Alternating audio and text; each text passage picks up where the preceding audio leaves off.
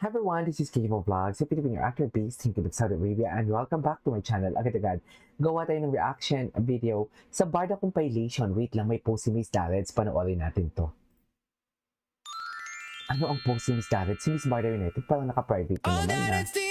Hello po sa lahat po ng mga Barda fans, Barbie Portesa and David Licauco supporters, dahil isa na naman panibagong updates patungkol kay Miss Barbie Portesa and David Licauco. So ngayon, dahil po nagkakagulo ang ilan sa mga fans si Mr. David Licauco at marami po ang nag-speculate na si David ay katulad ng mga prior na balita bago dumating yung Holy Week, ang dami na po mga spekulasyon na nagkalat. At this time, si Mr. David Licauco na ang tumapos sa lahat ng yan. Ano ang tinapos? So, ang lahat ng yan ay pag-uusapan natin maya-maya. At ngayong araw, pag-usapan na natin si Mr. David and Barbie Portesa. Dahil ang ganap ngayon kay Barbie, super chill lang si Barbie ngayon. Dahil wala siyang any post from kanyang mga ganap ngayong araw at nung nakaraang mga Holy Week. Dahil sobrang parang feeling ko si Miss Barbie medyo napagod siya sa mga sunod-sunod na proyekto niya. Kaya mas minamabuti niya ngayon na magpahinga muna for the meantime. Although may mga nakaamba na mga project itong si Miss Barbie Portesa, pero dito ay talaga makikita natin na chill lang muna ngayon si Miss Barbie. Yan. Okay. So, dahil talagang pinaghahandaan niya po yung bago niya mga project na lalabas after this Holy Week. Tsaka, kasi di ba pagtapos ng Holy Week, parang feeling natin, gusto na lang talaga natin muna magpahinga di ba? Gusto natin mas mahaba pa yung pahinga, pero syempre, kailangan natin magbalik. Ayan. So, sa isang post niya po, 2 days ago, nag-post po si Miss Barbie Portesa na siya po ay tumakbo ng 10 kilometer. Yun yung kanyang ginawa. Isa pong oatmeal cookie pero ice long black lang pinakita sa video. Ayan. Yan po yung kanyang mga ganap sa buhay ngayon. Napakaganda ni Barbie kahit walang makeup Pagod pa yan sa pagtakbo. 10 kilometer ba naman? Diyos ko po Lord, kakayanin ko kaya parang 1 kilometer pa lang pagod na ako noon. Pero siya talaga 10 kilometer long ang kanyang itinakbo. So, yun po yung kanyang mga ganap ngayon. Talagang parang may pinaghahandaan si Barbie, na todo-todo yung kanyang pagtakbo, yung kanyang pag-workout. And I think, niya na yan, talagang magiging buhay niya na yan kasi nga nasa age na rin si Barbie. So, maaaring sa kanyang pagdagdag ng mga age, bumabagal na rin kasi yung metabolism ng isang tao.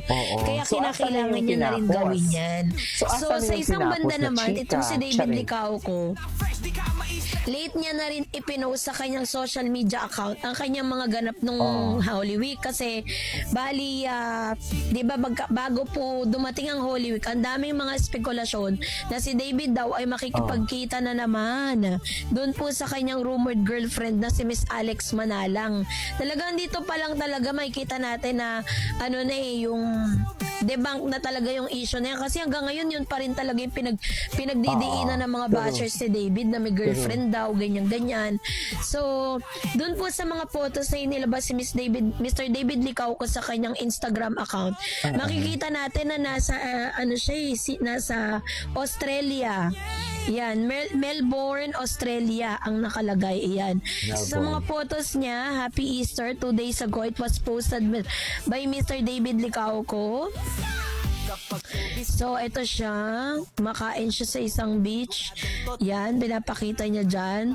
Tapos, nakita natin sa photos niya na nandito siya ngayon sa nakalagay Melbourne, Australia. Ayan. So, nandito siya ngayon nasa Australia siya. Doon niya in-spend yung kanyang days nung Holy Week. Tapos, dito naman kay Ma'am si Eden Licauco, yung kanyang mami.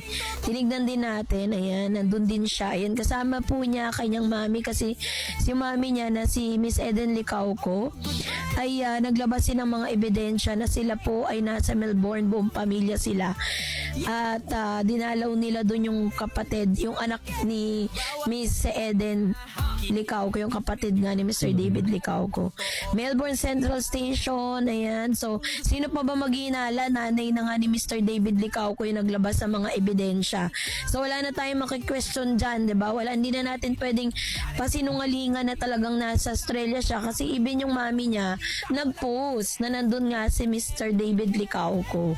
Kaya naman, masaya tayong lahat kasi walang masyadong issue ngayon. Walang mailabas sa mga pambabash dito kay Mr. David dahil sa mga inilabas nga ni David sa kanyang mga photos, pati yung magulang niya, 'di ba? Naglabas na rin ng mga resibo para talaga mapatunayan na i-debunk na niyo yung mga sinasabi niyo tungkol sa anak niya na wala naman talagang katotohanan. Although sa ngayon, parang chill lang muna ang mga barda. Alam ko na sobrang inip na kayo sa kung ano mang magiging ganap ni Barbie at ni David Licauco kasi kung naiinip kayo, naiinip na rin ako.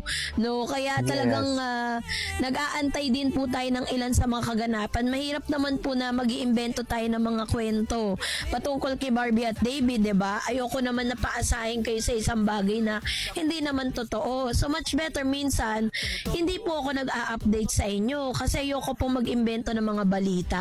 Pero as of now, yung mga photos and videos na yan magpapatunay talaga na sila po ay may kanya-kanyang buhay, may kanya-kanyang ganap sa buhay. Pero hindi po pinapatunayan ito na sila po ay may mga jowa na. Si Barbie po is talagang 100% single and ready to mingle. Ganon din naman si David Licauco. 'Di ba? Kasi kung totoong may girlfriend yan at totoo yung issue nila ni Alex, edi sana ngayong Holy Week nagtampisaw na naman yan kasama yung girl, 'di ba? Pero yun nga, friendship lang talaga yung may nila yung labanan nila dito At parang pinapatunayan ni David Licauco dito na talagang nagfo-focus muna siya sa kanyang business, sa career at sa athletes na yung kanyang bagong career na pagiging isang atleta, yun talaga yung pinagtutuunan niya ng pansin. Kung ako naman kay David, mas okay na dun na lang kaysa naman sa ibang bagay. Kasi kapag nalilink kasi si Mr. David sa ibang girl, nasisira yung pangalan ni David kung ano-anong paninira ginagawa sa kanya, kung ano-anong panlalait ang ginagawa kay David sa social media. So much better, maganda yung ginagawa niya, naglalabas siya ng mga resibo para at least talagang totoo talaga yung mga kaganapan, 'di ba?